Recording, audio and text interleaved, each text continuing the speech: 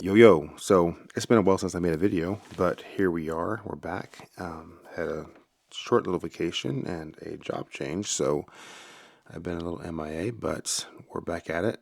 So let's dive into it. Today we'll be looking at the Bluetooth RX on the Portapack H2 Ble. You'll notice that I have a new antenna. I went with the Comet antenna. I'll post a link in the description below. This antenna is kind of cool because if it'll focus, you can see that it has layouts over here, a printout on the side of the antenna where it tells you the length of the tele that you need to be at for that appropriate band. So that's kind of cool. I have not done a reading yet on the SWR, so that's going to be a separate video. But this is the Comet BNC W100 RX antenna. And I like it because it folds down to the side. That's kind of cool. It's got two hinging arms, and of course we're BNC connected, so we can not screw up our thread life, right? So diving into this, today we're looking at the Bluetooth RX, and I have mine set to auto. So going right into this, we're looking at the menu here, and you'll see that it's auto scanning those frequencies. I'm not going to touch my LNA, my VNA, or my gain.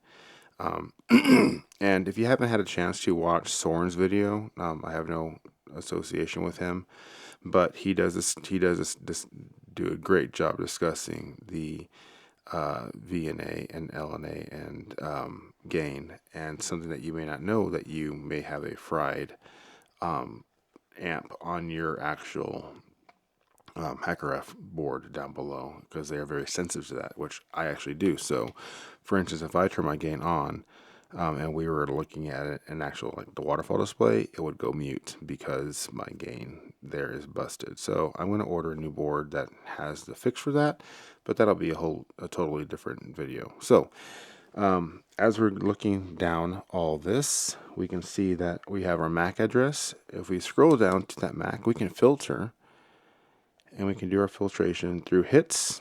We can do it through the decibel volume that we're looking at. So the strongest decibel would be that one up top, and then you'll see that they kind of just dwindle down from there.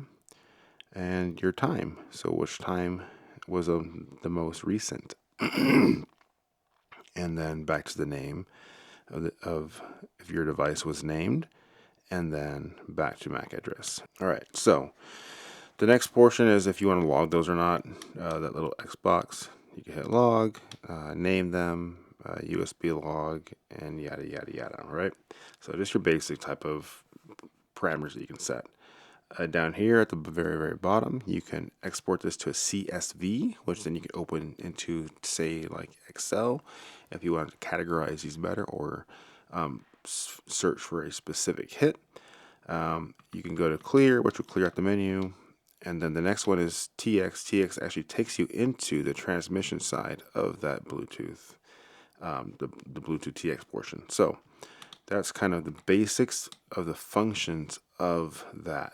Now, this will be a short video because there's not a lot to discuss when it comes to just this portion of the receive side.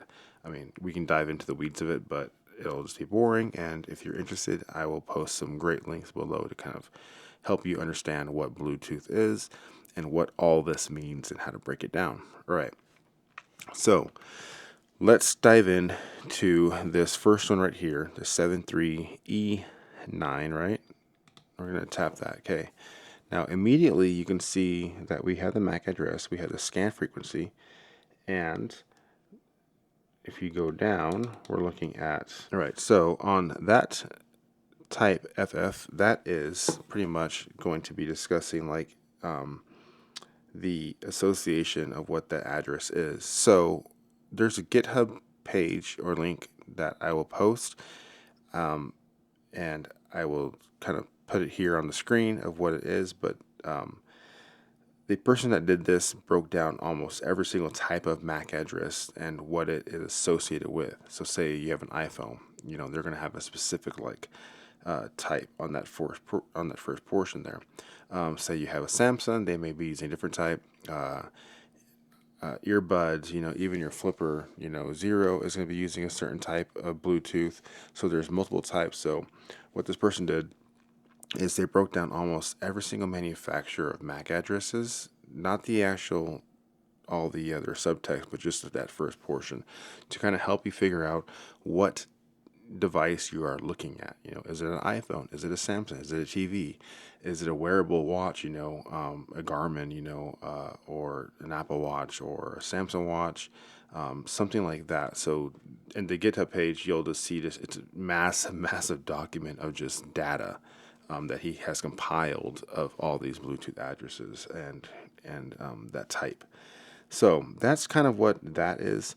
Let's go back now, and we're going to hit up another one because I want to show you something here. All right, you'll see that you have this PDU type, and then after that it says ADV and then _IND, right? So what those are is those are telling you the type of Bluetooth that it is associated or it is kind of sending out to. And I will show you on the screen. This is from the website bluetooth.com. So we're going to scroll down, and what we are looking at here is just a quick description of what Bluetooth is and the packets that it sends. And then we're going to get down here to a portion of PDU types. So this one, for instance, is ADV _IND. So if you look here on the screen, it says ADV _IND, known as advertising indications where a peripheral device requests connection to any central device, i.e. not directed at a particular central device. So smartwatch, that's a great example of that, right? So that would be my smartwatch on my wrist, more than likely, or some other device that is just requesting access. Okay, let's go down some more. There's another ADV IND. Let's see if we can find one that is not ADV IND.